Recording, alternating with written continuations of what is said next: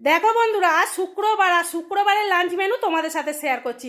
তো দেখো, এখানে আছে গরম গরম এক বাটি ভাত, তার সাথে আছে এক টুকরো লেবু, আর সাথে আছে একটা কাঁচা লঙ্কা। এই কাঁচা লঙ্কা লেবু ভাতের সাথে খেতে কিন্তু বেশ ভালো লাগে, তাই না বলো তো? আর দেখো, সাথে আছে স্যালাড, স্যালাডে আছে শসা পেঁয়াজ, এটা তোমার প্রত্যেক দিনের থাকে। আর আজকে আমরা একাদশী, কাল একাদশী গেছে, তো একাদশীর পরের দিন আমরা একটু শাক ভাজা, মাছের ঝাল এই সবগুলোই রান্না করি, কারণ শাক মাছটা আমরা একাদশীর পরের দিনে কিন্তু খাই। আর এখানে দেখো পটল ভাজা করেছে, আর পটলগুলো না একটু দানা দানা পটল, বেশ ভাজা খেতে এগুলো ভালো লাগে দানাগুলো হয়ে গেলে। এতদিন তো পটল পাওয়া যাচ্ছিল, দানা হয়নি, এখন একটু দানা দানা পটল বেশ ভালো লাগে খেতে।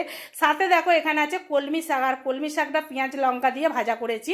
তার সাথে এখানে দেখো, এখানে করেছি হচ্ছে কচু মূলো, আলু আর চিংড়ি মাছ দিয়ে তরকারি। আর এটা যেহেতু কচু মূলোটা এখন নতুন, তো চিংড়ি মাছ দিয়ে আর আলু দিয়ে তরকারি করেছি, এটা খেতে কিন্তু বেশ ভালোই হয়।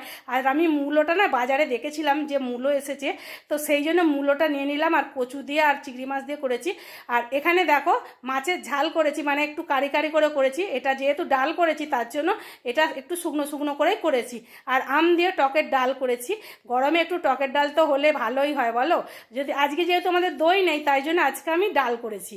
আর তার সাথে কিন্তু আমের চাটনিও বানিয়েছি। এখন যেহেতু অনেক আম পাওয়া যাচ্ছে, তো আমের চাটনি প্রায় রোজই হচ্ছে। আর আমের চাটনিটা জানো তো আজকে অনেকটা বানিয়ে ফেলেছিলাম, তাই এক বাটি আমের চাটনি নিয়েছি।